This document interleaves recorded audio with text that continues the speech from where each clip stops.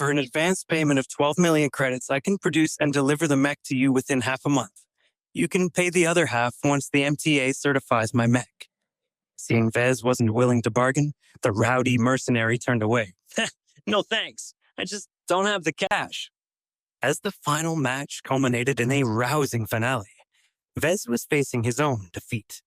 He still hadn't achieved a single sale, and he was getting very nervous. This was the best opportunity he would ever have to put his mech in front of the wealthiest and most established mech purchasers in the business. After the unofficial holiday ended, they would return to their offices and factories, and it would become near impossible to find a buyer for the Mark Antony. The only option he had would be to post an ad on the MTA's internal market board and cross his fingers that some would pick it out of the hundreds of thousands of alternative offers. The despair started to build inside him. He was desperate. The more he interacted with the people around him, the more he realized the mech trade was more insular than he thought. Clearly, the vibrant market the MTA portrayed was a long way from the real situation on the ground. The MTA's market communities mostly encompassed entire star sectors. Vez was starting to realize that by setting up his mech boutique on Cloud Curtain, he'd inadvertently isolated himself from his clientele. A quiet environment, lack of competitors, and favorable taxes meant nothing if he was unable to earn any revenue. He also lacked the money or connections to get ahead. Although he was a Larkinson, the family would never consider subsidizing his business or purchasing his mech. Although they had amassed a considerable number of credits over the years, they were specifically reserved for emergencies. Using the money to save a failed business was not in the family's collective interests. Without the support of any substantial influence, Vez felt like a boat lost at sea and unable to reach dry land. Hello there, Vez. Whoa! Vez had been lost in thought, and the sound of his name had made him jump. He turned around and was faced with the test pilot who had piloted his mech during the qualifiers.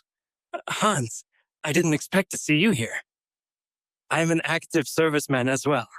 Now I've finished my duties.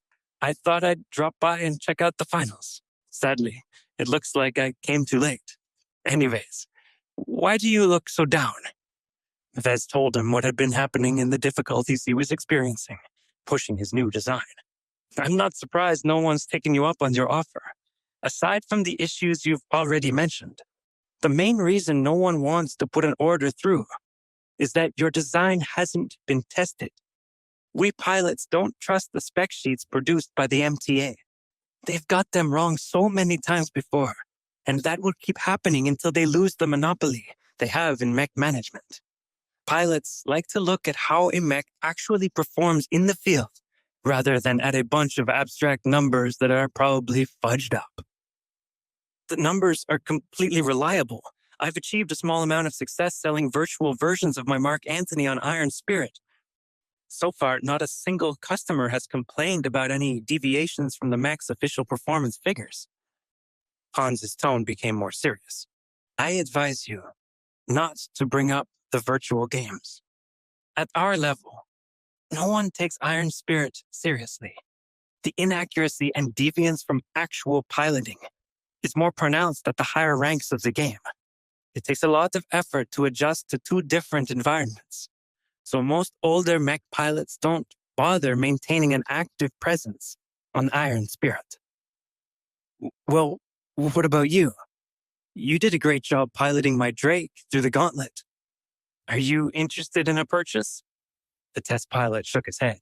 I don't earn enough to be able to afford a personal mech for myself, and my job is to test out new designs.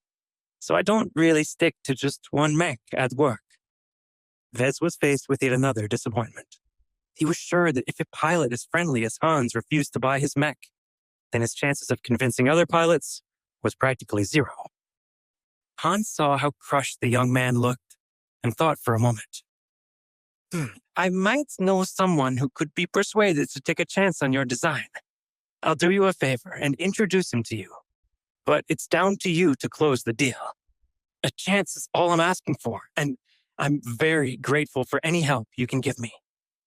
Hans led Vez through the crowd of spectators at a leisurely pace, stopping every now and again to watch the elaborate award ceremony, which was taking place below. The YTE was specifically organized by the Republic to glorify young heroes, so a lot of fanfare accompanied the awarding prizes. They headed to one of the private boxes. Hans deliberately knocked on the door with a specific rhythm, and a beep sounded as the lock disengaged. As they entered the room, Vez looked around and saw rows of chairs and couches, most of which were empty. In the center of the room was a large armchair, and on it was sat an old, gray-haired veteran.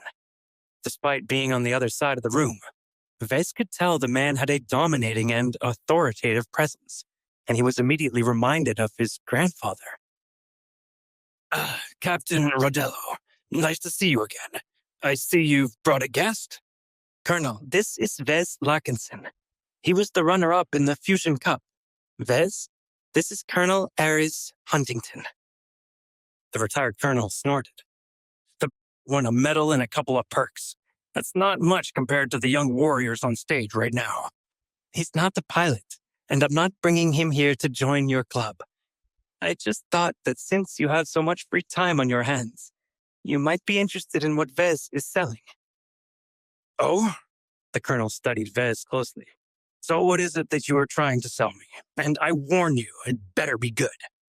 Vez could tell the colonel was taking the situation seriously, and he knew he had to make the most of what was likely the best opportunity of the night. He adopted a calm and professional tone as he explained the capabilities of his mech. Colonel Huntington's expression remained neutral as Vez provided the details and specifications of the Mark Antony, elaborating on both its strengths and weaknesses. He knew revealing his mech's shortcomings was a dangerous strategy, but he didn't want to risk being called out by the old man.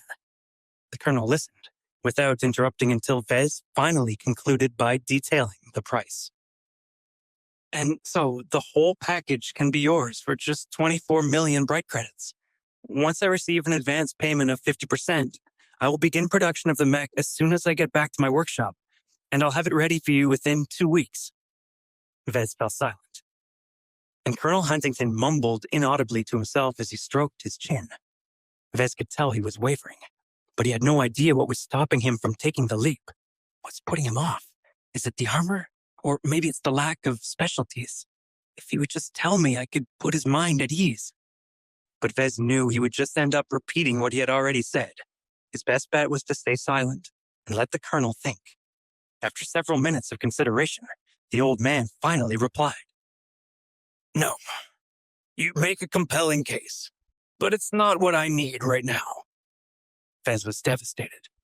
He had felt so close to a sale, and he desperately wanted to know why the colonel had turned down his offer. But before he could ask, Colonel Huntington waved them away insensitively. Captain Rodello, this was a nice distraction, but don't bring such an irrelevant person to me again. The two of you can go bother someone else now. I won't be seeing you out. Goodbye.